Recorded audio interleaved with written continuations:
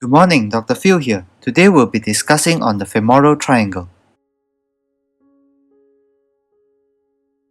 Introduction. Knowledge of the anatomy of the femoral triangle is important as many clinical procedures are performed at this anatomical area. Examples: for the femoral vein, it is a site for central venous line insertion, a site for large bore cannula insertion for hemodiafiltration, and a site for access for insertion of vena cava filters. For the femoral artery, it is a site for arterial sampling and monitoring, an access point for angiography, and an access point for the insertion of intra-aortic balloon pump catheters. The femoral nerve is also blocked at the femoral triangle. Anatomy of the femoral triangle. It is a subfascial formation with a triangular shape in the anterior upper thigh that contains several palpable structures. Boundaries of the femoral triangle includes the lateral boundary, which is formed by the medial border of the sartorius. The sartorius muscle runs across the thigh from its origin at the ASIS to the medial side of the upper tibia. It is the longest muscle in the body. The medial border of the femoral triangle is formed by the lateral border of the adductor longus. The insertion of the adductor longus is at the anterior aspect of the body of the pubis, just inferior to the pubic tubercle, and expands to a linear attachment to the linea aspera of the posterior aspect of the femur.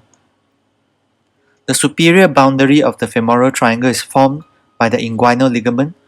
The inguinal ligament consists of the thickened inferior margin of the external oblique aponeurosis. It curves from the ASIS to the pubic tubercle and forms the base of the femoral triangle. A useful mnemonic is SAIL, SAIL, to remember the major boundaries. The apex of the femoral triangle is where the medial border of the sartorius crosses the lateral border of the adductor longus. The floor of the femoral triangle is formed medially by the pectineus and laterally by the iliacus and psoas major. The roof of the femoral triangle is formed by the skin, subcutaneous tissue, lymph nodes, great saphenous vein, fascia lata, and cribriform fascia. The retroinguinal space is a space deep to the inguinal ligament, created as the inguinal ligament spans the gap between the ASIS and the pubic tubercle, to which it is attached. It represents an important channel connecting the trunk or abdominal pelvic cavity to the lower limb.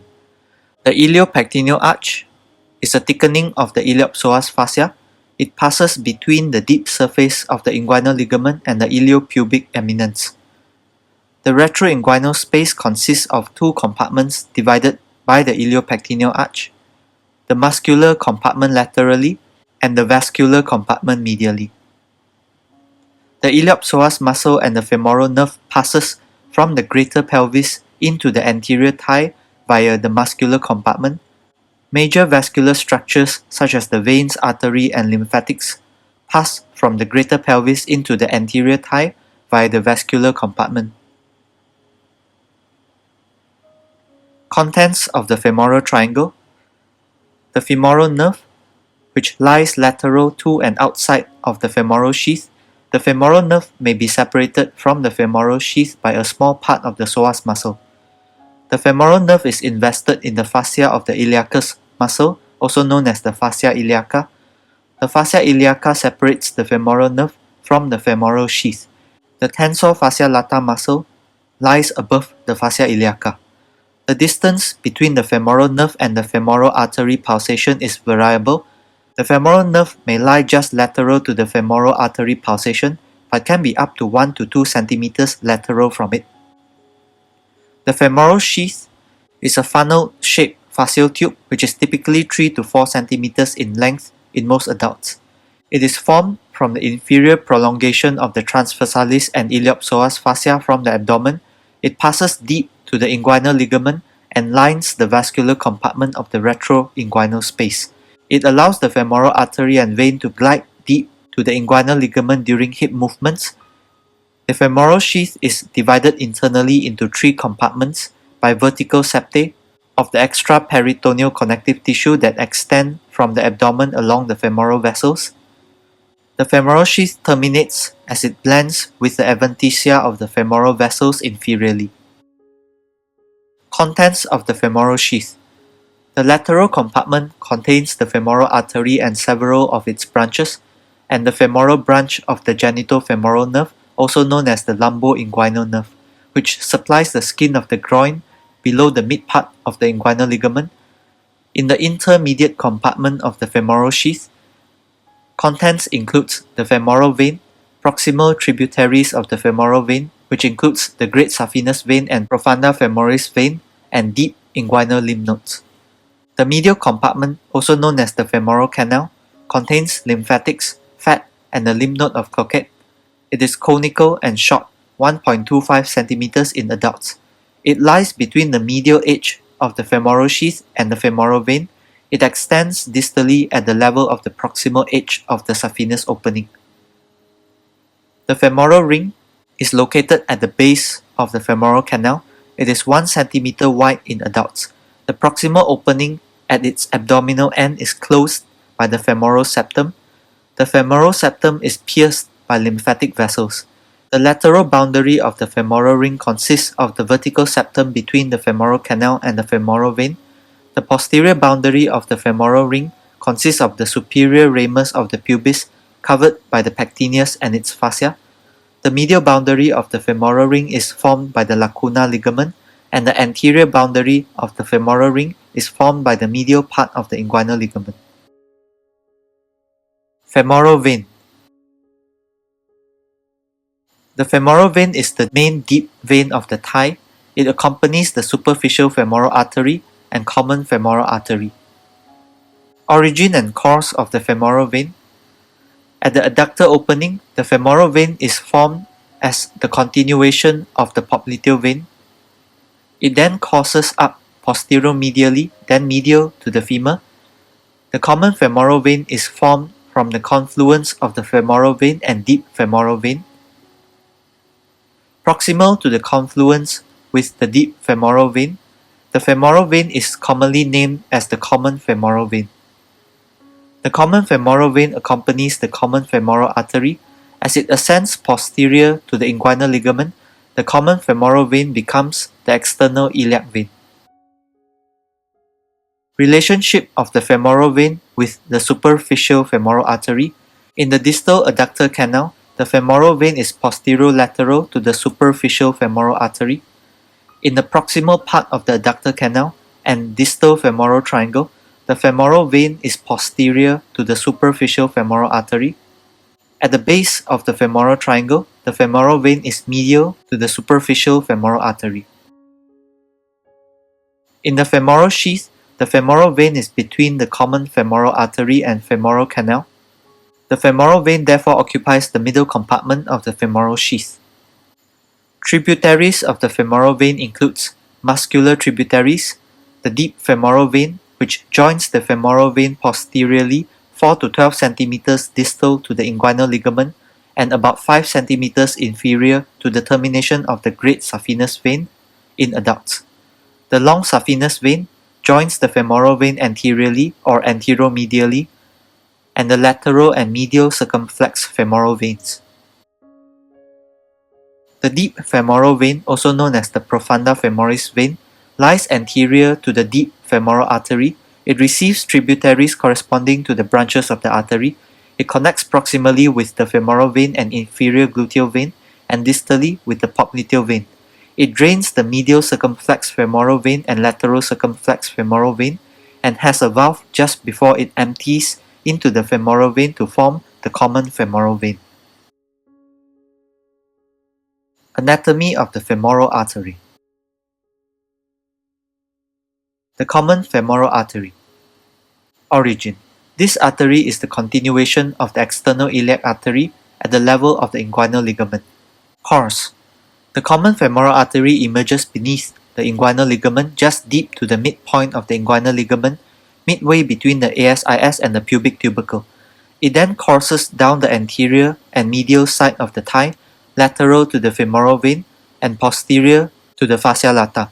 The first 4 cm of the artery is enclosed within the femoral sheath together with the femoral vein, which lies medially. The femoral artery descends on the adjacent borders of the iliopsoas and the pectineus muscles. The femoral nerve courses lateral to and outside of the femoral sheath. Within the femoral triangle, the common femoral artery bifurcates into its terminal branches. The branches of the common femoral artery includes the superficial epigastric artery, superficial circumflex iliac artery, deep circumflex iliac artery occasionally, superficial external pudendal artery, deep external pudendal artery. The terminal branches of the common femoral artery includes the superficial femoral artery. This artery becomes the popliteal artery after it passes through the adductor hiatus in the adductor magnus. Another terminal branch is the deep femoral artery, deep to the adductor longus. The common femoral artery supplies the lower limb, superficial pelvis, and the anterior abdominal wall. Relations of the common femoral artery. Anterior relations includes the skin, superficial fascia, superficial iliac circumflex vein, superficial layer of the fascia lata, anterior part of the femoral sheath. Posterior relations includes the posterior part of the femoral sheath, pectineal fascia, psoas major tendon, capsule of the hip joint, adductor longus, femoral vein. Lateral relations includes the femoral nerve, and medial relation includes the femoral vein. Superficial femoral artery. Origin. The superficial femoral artery is a continuation of the common femoral artery at the point where the deep femoral artery branches out. Course. It runs posterior to the sartorius muscle, then anterior to the femoral vein in the adductor canal. It continues as the popliteal artery after it exits the adductor hiatus. It gives off multiple muscular branches along its course. Branches includes the descending genicular branch, muscular branches, and continues as the popliteal artery after it exits the adductor hiatus. The superficial femoral artery supplies the entire lower limb. Relations. Anterior relations includes the saphenous nerve, fibrous roof of the adductor canal, vastus medialis, and the sartorius. Posterior relations includes the femoral vein in the upper part, adductor longus, profunda vessels, and the adductor magnus. Lateral relations includes the femoral vein in the lower part, vastus medialis, and the body of the femur. Variance includes duplication and hypoplasia. The deep femoral artery, also known as the profunda femoris artery. Origin. It branches out from the posterolateral aspect of the common femoral artery at the upper part of the femoral triangle, 2 to 5 cm below the inguinal ligament, and it supplies the deep structures of the thigh, including the femur. Course. It runs at first lateral to the femoral artery. It then runs behind the femoral artery and the femoral vein to course alongside the medial side of the femur. After passing downward behind the adductor longus, it ends as a small terminal branch that pierces the adductor magnus. Main branches. The medial circumflex femoral artery. Origin. This artery branches off from the deep femoral artery close to its origin at its medial aspect. Typically before the origin of the lateral circumflex femoral artery, it courses laterally and posteriorly around the femoral neck and lies between the pectineus and psoas tendon. It supplies the femoral neck, head of femur, adductors and hamstring muscles, and the sciatic nerve. Branches includes the ascending and transverse branches.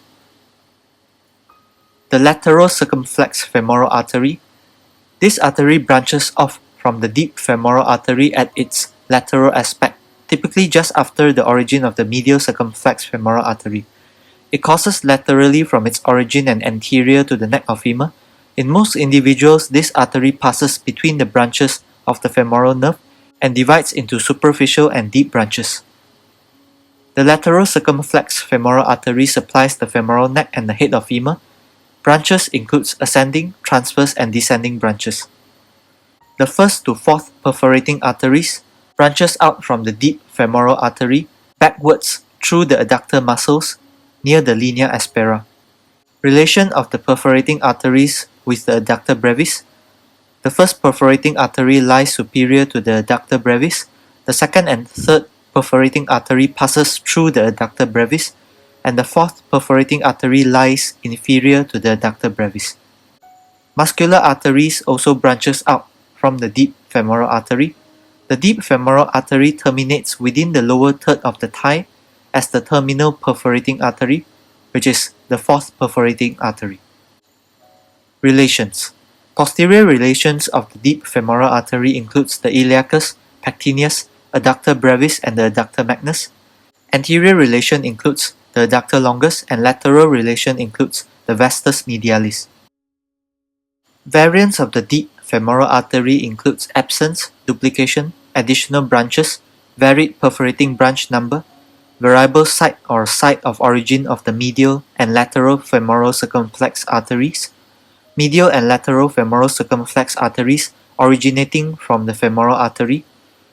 The deep femoral artery may arise or run anterior, lateral or medial to the femoral artery. The deep femoral artery may have an origin of a variable distance below the inguinal ligament. The femoral nerve will be discussed in the next video. These are my references. Thank you.